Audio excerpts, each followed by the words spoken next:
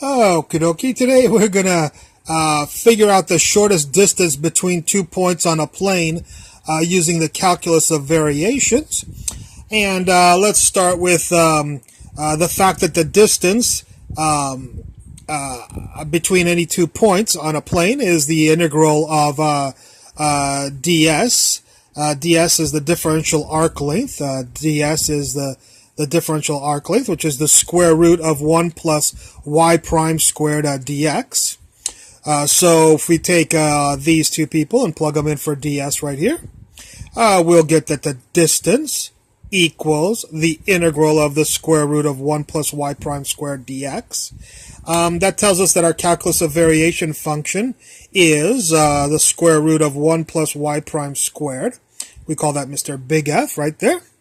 And we'll take the partial. We'll get ourselves ready for the calculus of variations by taking two partial derivatives. One is the partial derivative with respect to y prime. And the partial derivative of this with respect to y prime, of course, is this right here. And then we'll have to take the partial derivative of this function with respect to y. And there is no y, so the partial derivative with respect to y is equal to 0. So we have our two partial derivatives. What is our Euler-Lagrange calculus of variations formula? It's d dx of the derivative with respect to x of the partial derivative of f with respect to y prime. And that equals the partial derivative of f with respect to y. So, do you know dx? Is dx. Do you know the partial derivative of f with respect to y prime?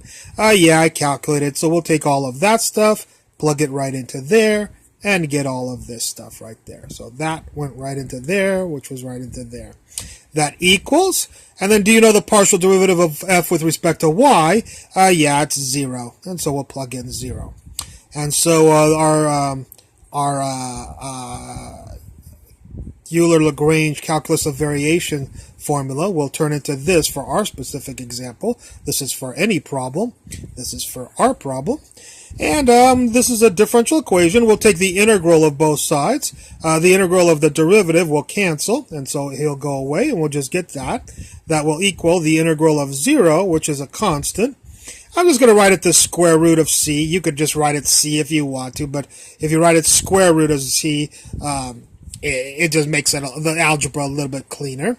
So the integral of 0 is the square root of c. Okay, this is a separable differential equation. It'll just take a little bit of work to separate it out, algebraic work. For the first time, I've actually included the algebra here. And so we'll scoot this over and square both sides. So this squared is that, and then this squared is c, and this squared is that if you scoot it on top.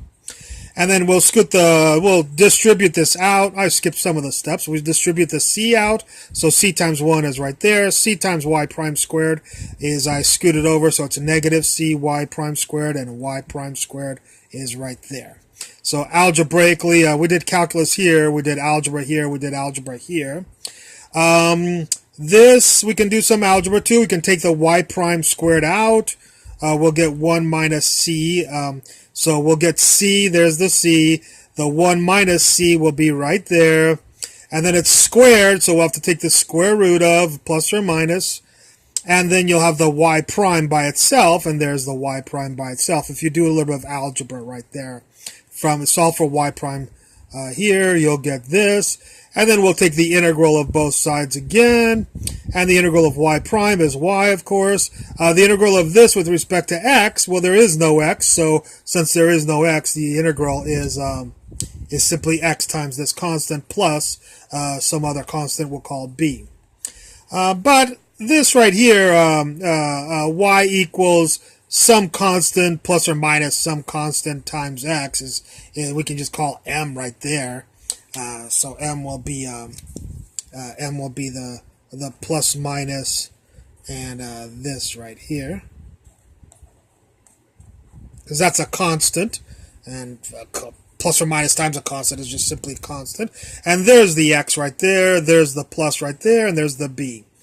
So this, of course, is the equation for a line, and that makes sense because if you have a two-dimensional plane and you have 2 points, of course, on a two-dimensional flat plane, the shortest distance between 2 points is a straight line right there.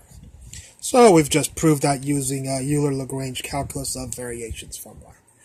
Okay, I hope you liked this lecture, and I look forward to any comments at the bottom. Thank you.